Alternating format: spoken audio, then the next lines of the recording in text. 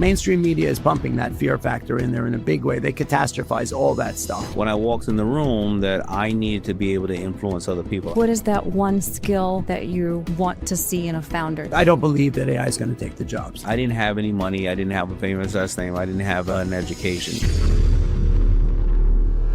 Hi, I am Peter Tuchman, known as the Einstein of Wall Street. And going back to 1650, there were 26 brokers who would stand under the tree with wheelbarrows, and they would go out to the bottom of Manhattan, which was called New Amsterdam at the time. And boats would come in from all over the world with commodities on there, whether it was spices or chocolate or tobacco. And then they would fill their wheelbarrows, bring them up to the tree, and they would wheel and deal. It was the corner. I did not know that. Yeah. And so that went on from 1650 to 1792. And in 1792, their descendants, because those families stayed there and their children stayed there, wrote up an agreement called the Buttonwood Agreement. And our word is our bond, the basis of the business dealings going forward. A handshake is a consummation of a business deal. And the certain standards that we follow should be carried through in what ended up becoming the stock exchange. The first building was built in 1850 called the New York Stock and Exchange. And then that was just sort of an umbrella. People would come underneath it and sell products. And then in 1903, this building was built. And they issued 1,300 somewhat seats on the exchange at the time, like a taxi medallion. It was a limited number of seats, which gave you the right to trade stock. And the price of a seat and the value of a seat has gone up and down over the last 100 and some years based on the economy, how many stocks were listed. And so the price went from 15,000 to 100,000 before the crash of 1929 to 8.5 million when we went public in the 90s. And so, this place, what differentiates us from any other market in the world is the human element. Yeah. Right. And that's what's exciting. That's one of the things that I highlight, as a broker. That's the thing. NASDAQ in Midtown is a fully electronic marketplace. We have human beings here that are still engaged in trading. Obviously, technology is. Well, I got a little history to break to you. I don't think that the consummation of a handshake or keeping your word is, really, I don't think it was honored that long because I was a foot messenger for First Boston when I was doing a co-op class in high school. And every time I walked down here, I got robbed by somebody. Yeah. So I don't know. Okay. Well, I guess it didn't carry through all the way. And that guy Pookie will always rob me. I bought VCRs. It was wet newspaper in them. They felt real though. Yeah, I understand. Those bonds were not real bonds. Okay, got it. Okay. Well, you're from New York. And I'm born and bred in New York. Yeah. Born and bred in New York, and you literally, when I think of you, I just think of what an inspirational story you've had from where you started. To just think about the fact that you are, your company, some of them are listed, NASDAQ listed. Yeah. I'm not sure if you have any on NYSE specifically, but thinking about that journey, like what's that big lesson that you've taken from building yourself up and building those companies, literally from where you started to think of the fact that you're here and you run global multi-billion-dollar operations? Look, I pinch myself every day. As you saw prior to this, I was taking pictures and stuff like that. I've been here probably 40 times. It never gets old. Looking at that Statue of Liberty that promised me a little young boy that if I did everything that I did within my powers to become successful, that she would grant me liberty and success. So it never gets old, being here, waking up every day. Tony Robbins likes to say that you can't have two emotions. You can't be selfish and be grateful at the same time. So I wake up every day and I'm absolutely grateful for the liberties this country has offered me, for the people that have supported me, and for being raised hopefully by a very strong mother that taught me that I could be anything I want to be. That's so inspiring. And once again, I couldn't relate actually more to this because I'm an immigrant from Bulgaria. Yeah. I just became a citizen 3 years ago after 18 years of believing in the same thing that you just mentioned, and Lady Liberty and also the American dream. Peter, what do you think when it comes to being here 40 years. Daymond said he's been here 40 times. You've been here for 40 years. I've been here for 41 years. You know what? You guys remind me that, so my parents are Eastern European Holocaust survivors. They unfortunately spent 4 years in Auschwitz. And so their whole history was decimated. And they came here with that same dream, the American dream. They met in a displaced person camp, fell in love, and came to the States. My father became a doctor. And, and so this was not guaranteed for me either, right? And so, but I was brought up with unconditional love, super powerful mother and father, and and taught what education meant, what family meant, what money meant, right? I mean, and I had a period. There was one situation as I was going from being a teletypist, the way people became brokers here back in the day was you started as a squad or a runner, and you moved your way up to become a broker. It used to take 13 to 15 years. Yeah. And there was a period of time where it was a short period of time when I was a clerk. I was making $23,000 a year, and I got in Ivan Boesky, who the first Wall Street movie is made about. He claimed that he was hearing voices about takeovers, and it turned out he had a guy up at Goldman Sachs who was, with the phone under the pillow. And I was offered a job by him, making $85,000. He worked in the same booth as me, and I immediately said, "Oh my God, somebody finally realizes how great I am." Yeah. And I went to my father, right? And my father, it was an immigrant who did money. He did not have a relationship with money. And he said, beware of money. He said, you may be great and all, but I don't know if you're worth $80,000. And he said, I would just sit on it for a couple of days and before you make that decision. And I was, as a young kid, I was 25 when I got here. And, finally somebody sees how great I am. And so I decided I would listen to him. And on Saturday morning, he called me. He said, turn on, there were 5 TV channels at the time, right? He said, turn on the news. And it showed Ivan Boesky indicted for insider trading. Wow. And so I never took that job. And it sort of taught me, there have been people along the way that have, who have lost their way when it comes to greed and with money. And, I wake up with gratitude as well for every day. I've said it a number of times that none of this was guaranteed. Along the way, I had years where I wasn't making any money. I had a wife and a couple of kids. I've had when I almost died from COVID. I mean, there have been so many different challenges that we go through. And so without gratitude, you've got nothing. And, and you don't burn bridges. And that whole perspective is so important. And, being here 41 years, I don't know where the 41 years went. Right. I love the fact my son and I, when I got here, there were 70 market-making firms. They were all family businesses, right? Grandfather started and came here and they grew. And who else would you trust with money and with your business? And that's how this place was built. And my son and I brought my son on as a partner about 7 years ago. We're the last father and son team on the floor of the stock exchange. Oh, wow. And I love that part of it. It was always my dream to have him here with me, and especially as this place has changed and whatnot. But, it's... I don't take it for granted at all. It's amazing. Yeah. And, and I'm always moved by, your story is incredibly moving. And, we've heard it. Look, I've been a Shark Tank fan since day one. Oh, great. I mean, literally the whole family would sit and binge watch it. I could pull up so many fun scenarios that, of you on the show, things that look, you were very forthcoming about the fact when someone would come on the show who you did not feel was appropriate to be there. Yeah. And you're saying you're taking a spot on that carpet. Oh, yeah. That could have been taken by somebody who needed to be on there. Needed the right? money, And needed that, the opportunity. and I always moved me because it's so true. Right. And you maybe only the only one who sort of stood up for that approach. And, and of course, the next thing would be those people would probably sort of cry a little bit and not end up with a deal. Right. But anyway. Well, I think to the same point, everyone loves Shark Tank, but there have been obviously different sharks along the years. I think the show started, 2009? 2000, we're on our 18th season. I think it's 2009. Yeah. I mean, think about it. 40 years you've been on the floor. Almost 20 years I've been on that damn seat sitting next to Kevin. Yeah. Well, not only that, I think Shark Tank, again, is another big fan of Shark Tank. The first TV I got was actually, I only had ABC because, again, I was pretty broke when I came as an immigrant. Yeah. And I remember seeing you and I thought to myself, oh my God, this is so amazing. And again, the American dream. But it's more than just being on Shark Tank because to a certain extent, you have made Shark Tank what it is and your presence there and the branding that you've added to Shark Tank and that really niche personality that you have has really contributed to the show's success as a viewer. Obviously, Yeah. I can't say based on the Sure. ratings and how likable, or unlikable the personalities are, but the way that it's been done has been masterful.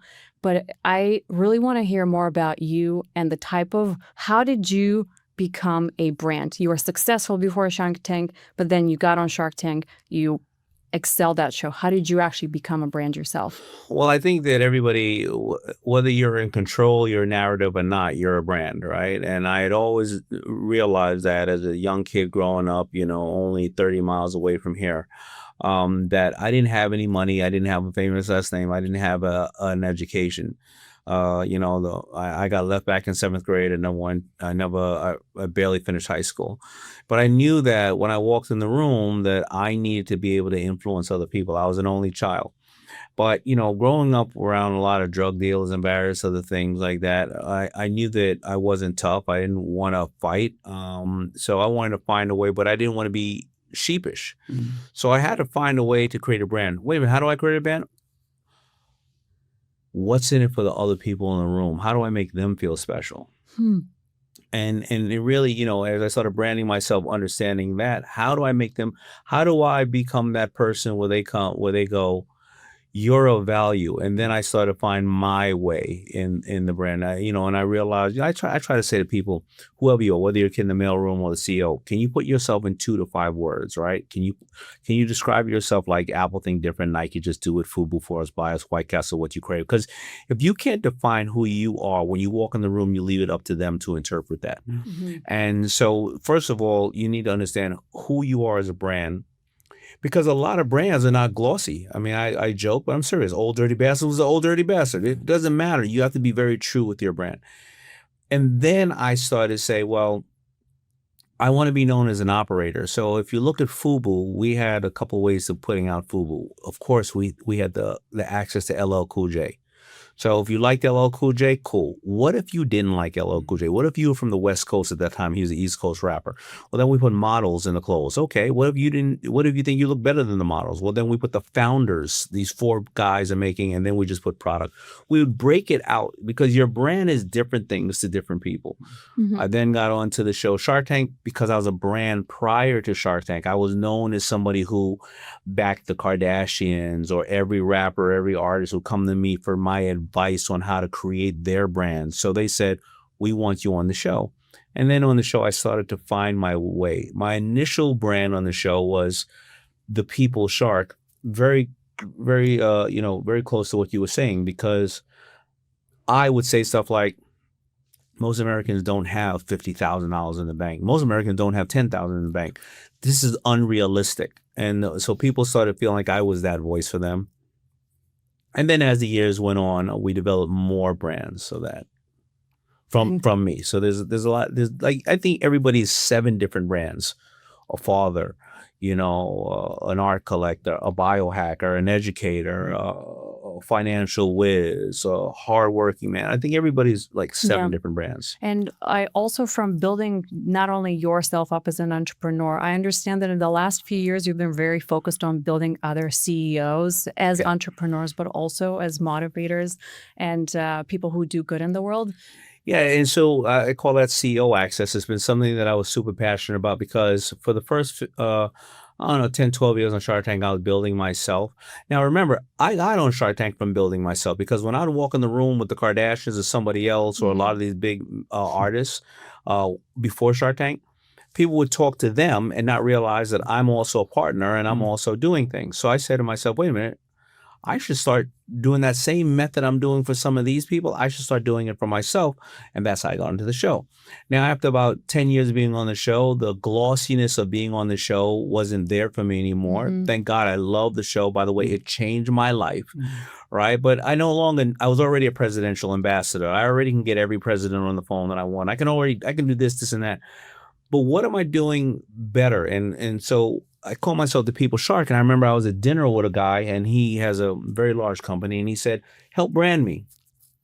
I said, no, I'm here for the everyday people, the founders and this and that, because you're good. And he was like, I know I'm good, but help brand me so I can help my people more. I said, why do you want me to help brand you? Because you can help your people more. He's done so much. And he said, if you help me, I can get my 2,000 people to think like me and help more people. And I said, holy crap, I'm becoming the thing I'm fighting against. And so I started branding CEOs after that and managing CEOs. But then the whole world changed. It got to the point where everybody wants to know who is behind the company or brand. And CEOs, whether you're the guy at McDonald's who didn't play it the right way, who should have lived it up a little bit longer after they fumbled the ball there, he should have been in on the joke later on. I realized that all these companies, organizations, they're branding the product, the gift, the services, but who's branding the person heading the ship?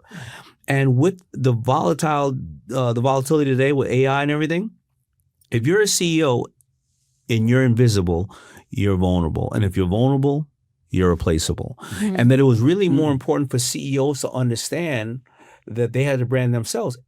And it's a fiduciary duty to the company to brand yourself, because if a kid in the mailroom gets pissed off who has 10,000 followers and says something on social media that is really not what you did, well, now by the time you get spin doctors and everything else, that thing is gone. And guess what? 100 people lose their job. 10,000 people lose their job. You lose your job. So it's an obligation. So that's what I started to do. Brand them, get them on podcasts like this, get them on public stages, TV, stuff like that. That's so incredible. You know what I want to bring up, though, because it's curious. If you watch, there's a couple of how TV works and how they'll have spin-offs and shows. And one of the things that one of the channels did was they started to tell CEO stories, like who was Colonel Sanders, right? And, who was the guy who started White Castle? 40 or 40 or 30 or 30 of... Exactly, right? Or Tom Carvel or any of these things. And they realized that the company became the company. But, there are CEOs or heads of companies that actually were the defining difference that made that company so special, right? I mean, whether it was Walt Disney or whatever it was, but nobody didn't really know. They knew them; they were the head of the company, but they didn't know what they did. They did right? not know because what they it can be it can be as simple as a little pivot from here to there that made that company successful and or not. So I think what you're doing there is amazing because there's a story. Look, I'm a storyteller. Well, you're the prime example of it, right? I was saying to you before, there's a million, what is it, real estate brokers, one Barbara Corcoran, a million people who've invested in airlines, one Richard Branson, and argument's sake, I'm not getting into politics, but there's a lot of real estate developers. But somebody learned how to brand himself in the 80s and the 90s, and now you're probably the most powerful man in the world. Yes. There's a million stockbrokers, a million of them.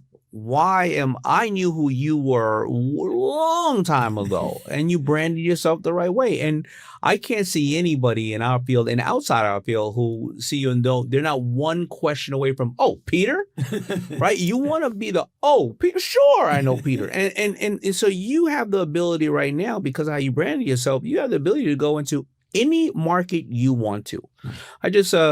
I'm not into sports heavily. But they did this thing called Fanatics Fest a couple of days ago.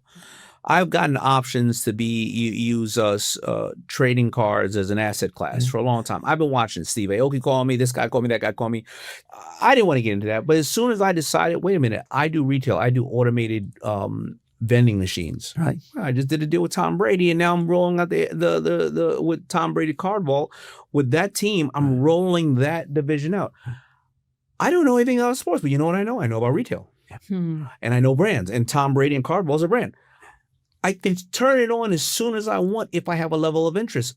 When you don't brand yourself the right way, you're held in a box. Daymond, don't you make T-shirts? Yeah, exactly. And that's all they know about you. Curiously enough, we went to Fanatics Fest the other day, and we met the gentleman, Garem, who's the starter of Comic-Con. Yeah. And the first thing he said to me was, we were there with King Saladin, and who's an artist who's a close friend of mine. And the gentleman who is the guy who makes the cards, right? He's the father of collectibles and credit cards, said, you know what? Why don't we make an Einstein of Wall Street baseball card or collectible card? There you go. And it'll be all those photos of you that everybody knows you from. That's exactly. Right. And we'll put it in a little plastic thing. And and I love everything you're saying. Thank you for I'm honored and humbled by what you said, because I'm also writing a book, and the title of the book is I Didn't Plan on Any of This. Wow. Right. I did not know this, when I was a broker on the floor and stuff, I didn't know, who I was going to become. Yes. Right. I did know that I I had the foundation and the background to make the right decisions. Although trust me, I didn't. There was a long period of time 100%. Where I took a left when I should have taken a right. But and to bring back a point that you made now, we're in society with social media and the news cycle. You can be guilty before you're proven innocent. Absolutely, right? Somebody can say something about you. Public opinion will exactly rip you down. It will take you completely down. So if you're not right, if you don't stand for something, you'll fall for anything, right? So if I've not built enough of a brand of my own that will not tumble when it's someone shakes it. Yeah. And I'm so happy you said that, because I'm reminded every day by Tsveta that, you know what, that the slightest pivot in the wrong direction or somebody saying something wrong, whether it's true or not, can completely blow the whole game up. And let me share with you the thought of branding. People think that you got to be this clean brand. Mm-hmm. You don't. Like, I joke about Kevin and Larry, one of my closest friends, right. Love him to death. But Kevin has a brand where he's the only person who can call you a piece of crap with a twinkle in his eye, and he can get away with it. If I said anything like Kevin said, done. Yeah. The ones who get the pass, Snoop Dogg can say anything he wants about anybody, call him a B, but then yet he's with Martha Stewart, then he's smoking weed, then he's in the Olympics. His brand is that brand. So you don't always have to think your brand needs to be this tightened up brand. Yeah. I love, as a marketer myself, I've worked in New York City. I've grinded through the marketing agencies, and I understand how hard it is to build a brand, because brands, they don't want to just be a brand. They want to be on TV. They want to have a collectible card. They want to be on podcasts. They want to have something to wear. So they are everywhere, right? And what you're doing with the CEO Access is actually amazing, because it's one-stop shop. You go in and you get service. So if I'm a CEO, I don't have to go and hire 5 PR agencies, my TV booking agent, et cetera, et cetera. I just come in. And I am a CEO, so I should probably jump the CEO Access. Listen, you know how I was able to do this? Because I've gotten screwed by everybody. So when you get screwed by everybody, you know how to say, listen, you use this PR agency, you only use it for 3 months or 6 months because they're going to burn out their Rolodex. All right, here, make sure you have this spin one ready, but on deck. Here's your asset protection. Here's how you get courtside to be on, but you got to get camera seats. Here's here's why a buyer wants you on a public speaking stage.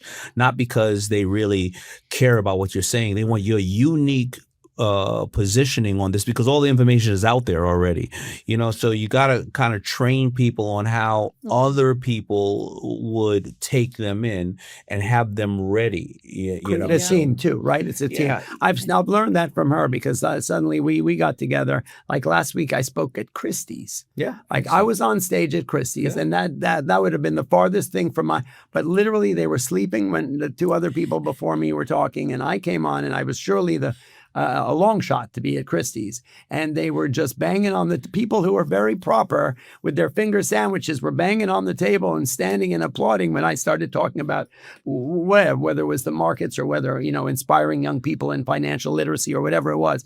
It's amazing that it's a much bigger game than it is a bigger we game. think. So something like that, of course, right? You lead up to, you're going to be there. Obviously, you capture the footage, you add that with your sizzles of various other things, and then you reach out to different organizations that are in that Christie's type of following and say, why was he here? Did you hear why he was here? So forth. Then you also go to press and various other things, and you show them Christie's, you show them stock market, you show them this and that, and you put one sizzle. They get a FOMO going, you better call Peter.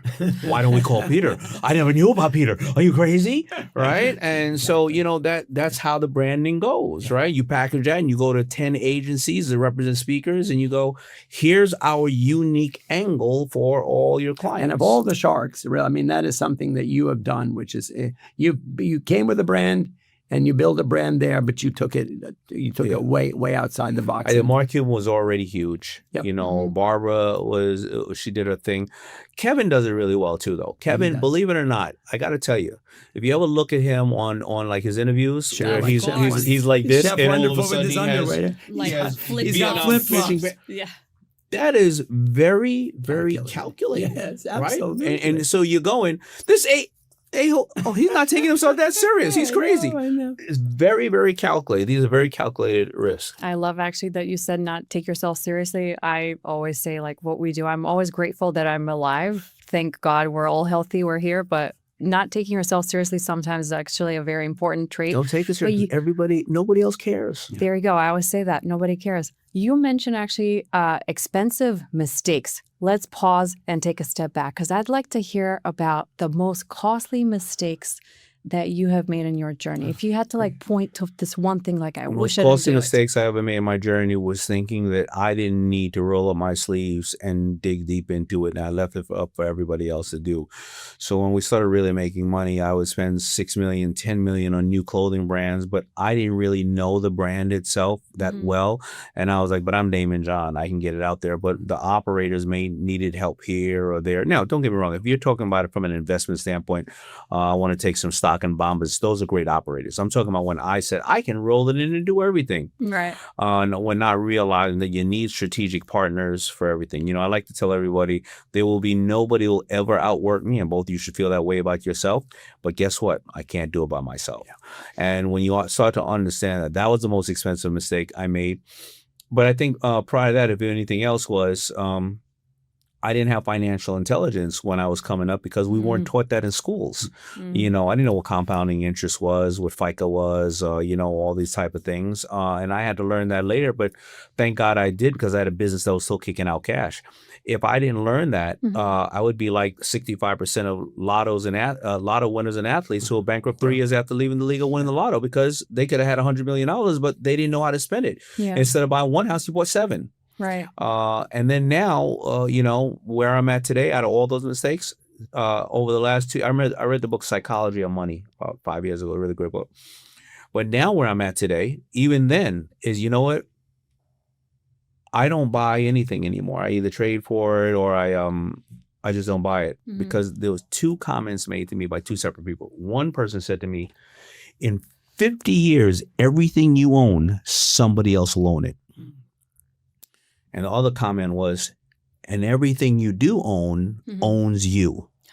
Meaning you buy this beautiful piece of painting. Right. Yeah. Wow, do we have insurance on it? Is the clean label and not touch it? You know, we're leaving. You know, by the way, what if we have when we're gone for the summer? If there's a leak and stuff like that, it owns you. Yeah. Your car. When I had 10 cars, my friends drove 9 of them. So when I started doing that, I started getting really small. Yeah. I started getting really small in my life. And guess what? It freed up probably about 2 to 3 hours of my day. In thinking. Which suit I'm going to wear? I don't know. I just went to, you know, Brooks Brothers and I brought 10 suits. I need to wear it. I just wear the black one with the T-shirt. Keeping it simple. You know, it brings me to 2 different things. One of my, you talked about what words describe you. And one of the things that, you know, I want to address the financial literacy has become sort of a word that it doesn't have the power it once had, but it's a matter of what we put behind it. About educating the community about money that you said you grew up and you didn't know any of that stuff. And look, we know that 90% of lotto winners go broke, and athletes who are being given a large MC Hammer. I mean, you could pull $1 million out of a hat. One of the things that, and it's not my line, and I always admit that it's not my line, is investing in stocks, not stuff. I don't know if you've ever heard that shtick that I do, but I did it with a young man called IShowSpeed. No, I want to hear it. Okay. So basically investing in most things that we buy, we're the greatest consumer generation of all time. Everybody just needs to buy things. I got to have what I want. 2 o'clock in the morning, I'm on Instagram buying something and having it shipped. It's paying more than it was cost me to buy it to have it shipped to me yesterday 100%. Because I got to have it.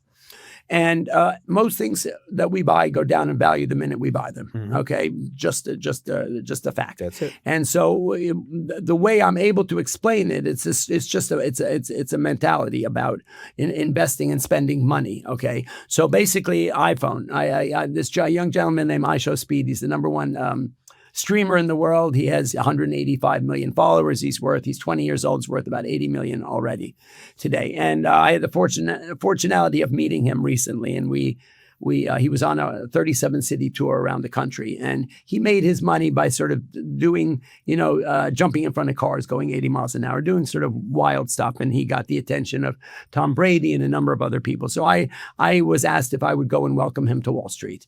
And so I did. I met him down at the boat, and we started talking, and I was trying to get across a message, which is, so I said, do you own the iPhone? He says, absolutely. I said, and every time the new iPhone comes out, do you buy the new iPhone, even if your iPhone 15 is not broken? He goes, yeah, of course, right? And so I said, well, think about this. The iPhone now is $1,000.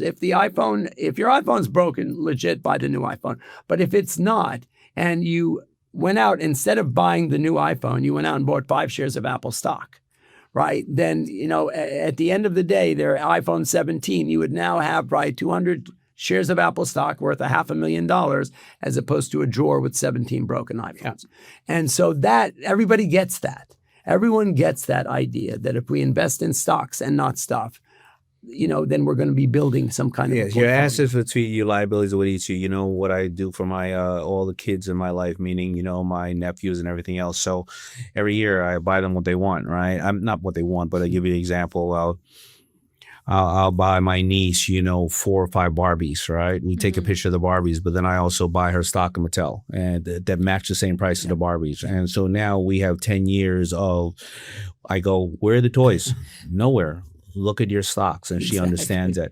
And I've never been a highly educated man. Like I said, the only thing I did in school notable is I liked the 7th grade so much I took it twice. But if you go up to your buddy Jim, he'll tell you, I beat the streets 3 years in a row on his show by calling the stocks. And what were they? They were the ones I liked. They were the Amazons. They were the Shopify. I even shorted BlackBerry because I said, they're not listening. It's not going. And he'll tell you, I beat the streets 3. I was the number 1 caller 3 years in a row. So Daymond has written financial and educational kind of like books for kids. So I have 2 kids, and once a month, we sit down and we read Little Daymond Likes to Earn. There you go. And that's an incredible book just because it tells us the thought process of like the simplicity. The simplicity of how kids should integrate it in their thought process of like how they can go and actually earn their own money. Again, AI is coming here. We hear all the time that it's here to take our jobs. And I don't know what my kids will do in 20, 30 years' time when they grow up. But I love the book, and I love the fact that you've put in the energy to help the kids comprehend.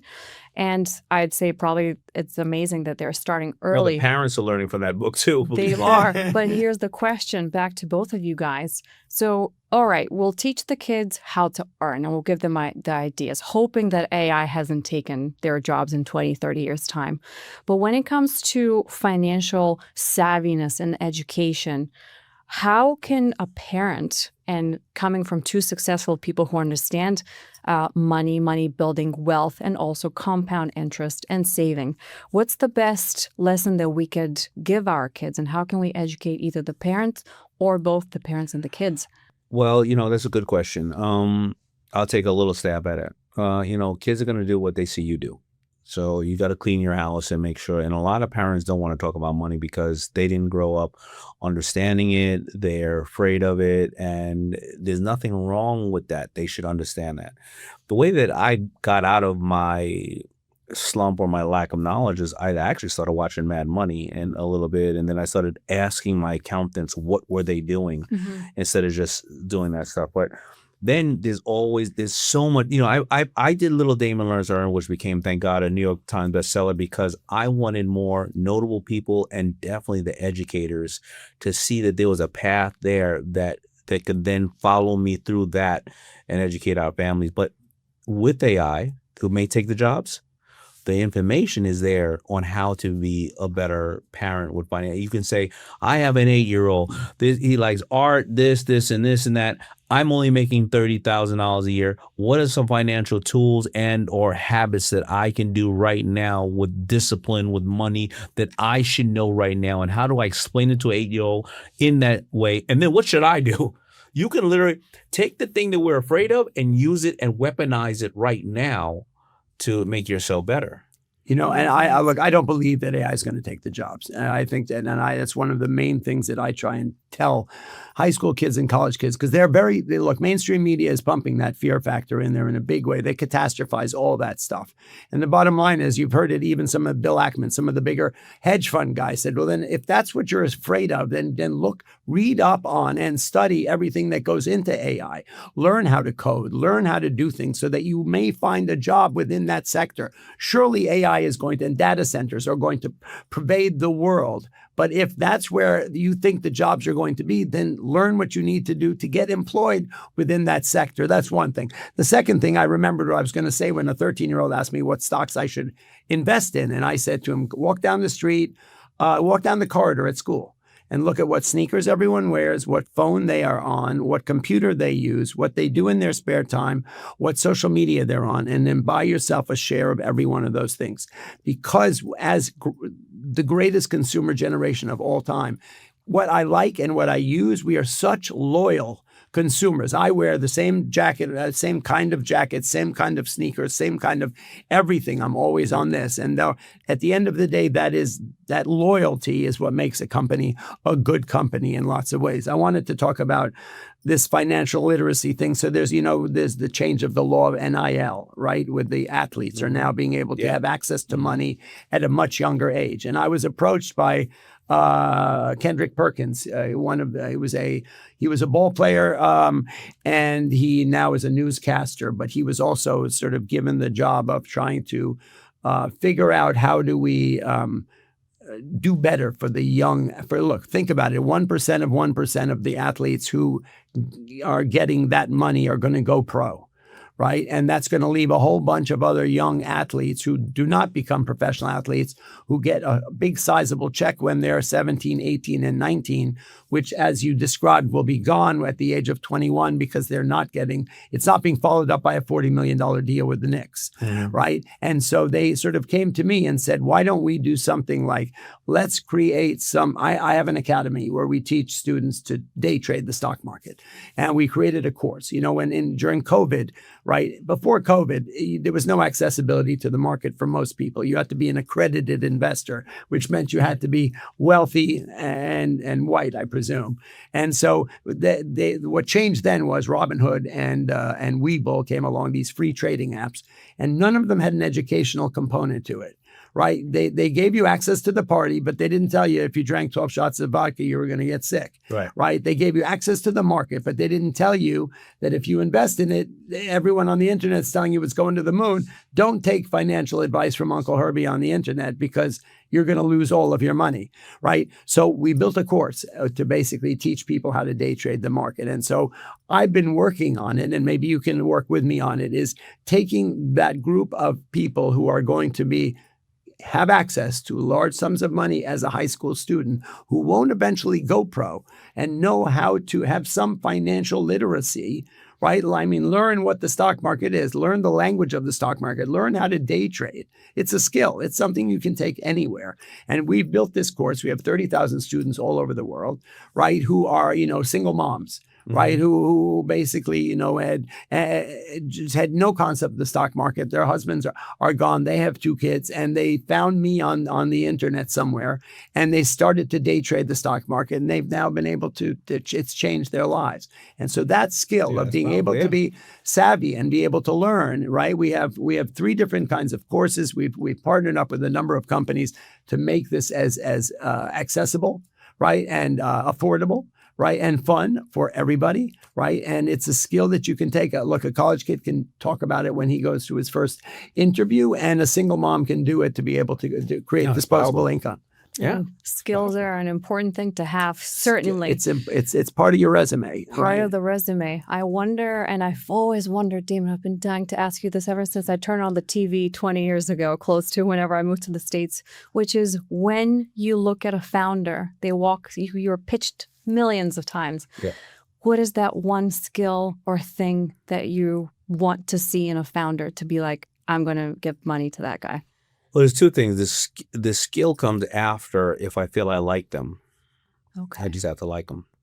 As we talk about AI, the things that are going to be more powerful today is what you can't buy. You can't buy legacy history. You can't buy ethics. You can't buy these things. And information is overabundant. So if I don't like them, I don't need to talk to them. I mean, I'll tell Peter I got this amount of money. You know, he'll put me in blue chips. He'll put me in various other things, and they don't wake up Steve Jobs from the dead and ask me how to fix a computer. I don't have to talk to him. I make money, I lose money. That's it. So first of all, if I like them. The second point would be if they're problem solvers and they come with a good amount of solutions and/or they know how to source solutions. Don't come to me. I'm not a crutch. I will give you 10 things to do. Other people will give you another 10 things to do, and you sift through them and you find the one that works for you or the two, and then you solve that problem and you come back. You know, those are the type of people that I want in the room. So you're investing in the person first, and then your problem solver later. Yeah. Because you never know. We've heard you say it a lot on the show, right? That that people, they'll answer your calls. Anybody, Kevin will say that as well all the time. But it's a matter of somebody you don't know what's going to get tossed at you along the way, right? And if you're able to, you find a problem, right? That those are the best deals. Why did you make this product? Just because? No, there was a problem and you solved the problem. Yeah, but if that person is like, and this is going to be the greatest thing ever. But did you ever think of this? No, we're going to be the greatest thing ever. And by the way, this person's doing it all wrong and we hate them. Maybe they're doing it right for their market. It's about you and solving this problem, but being open.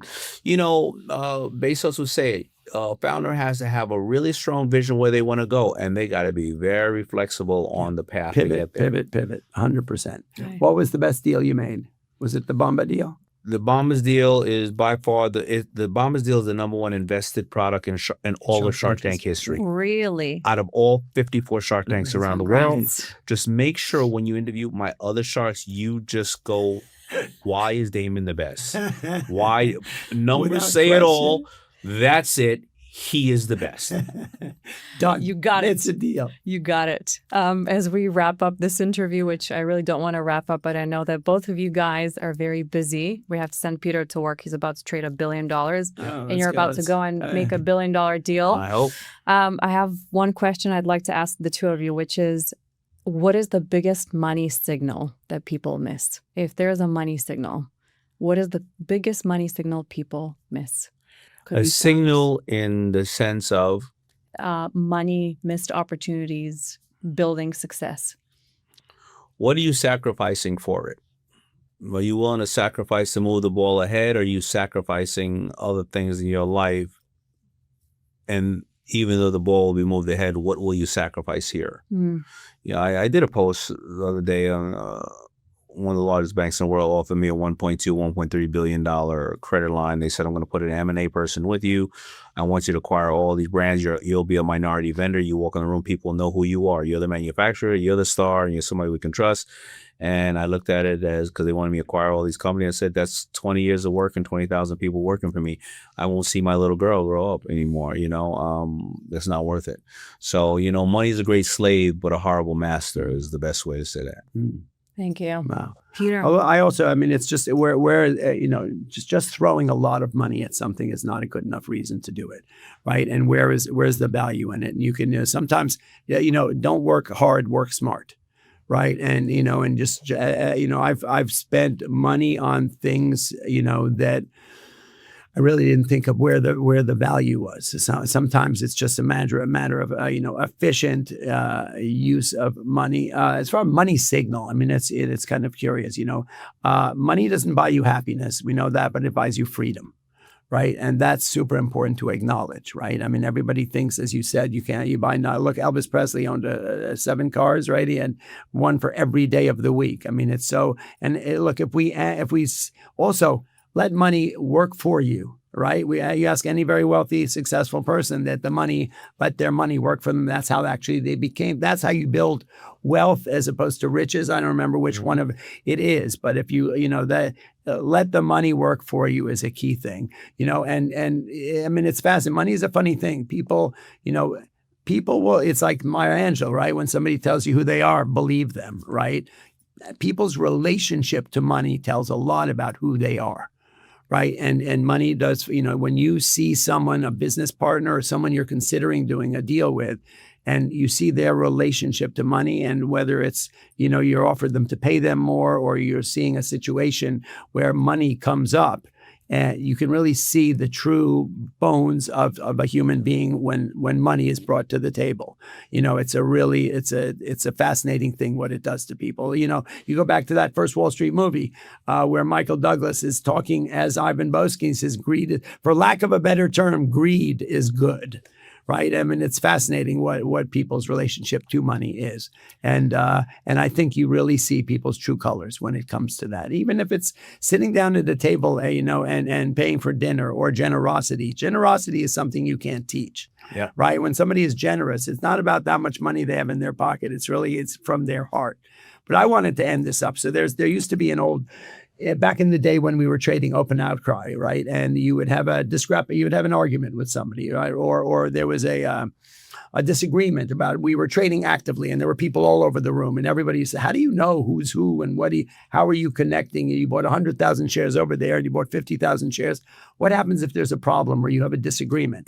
So back in the day, it took 7 days for the transaction to actually be consummated. We never transact money on the floor, right? It would take days and days for them to figure out who's who, and then the banks would exchange the money. So days later, you would have an error. I thought I bought 10,000 from you at a quarter. You thought you sold me 12,000 at an eighth. There would be that problem. So you had a choice. You could go to a 5-governor panel, or you could call every broker on the floor was given a coin. Okay, it was called a flipping coin. Okay, there was a bear on one side and a bull on the other, and you'd call the governor in, and you would say, okay, if we flip, you pick it, call it in the air, and it could be $100 flip, it could be $1 million flip. You got to go for the flip, and you had a choice. You could wait for this 5-governor panel, or you could go for the flip.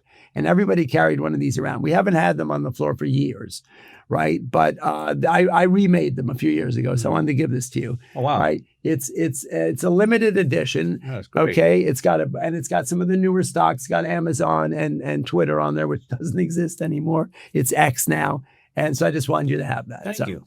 It's a good luck charm. It's good to carry. It's got some nice weight to it, and it's got a bull and a bear on it. So you can use that. Sometimes some decisions are better. Appreciate that. Sometimes decisions are made better off with a flip. There you go. And you see that's him casually branding himself. The guy with the coin. The geniosity. Yeah, right here too, right?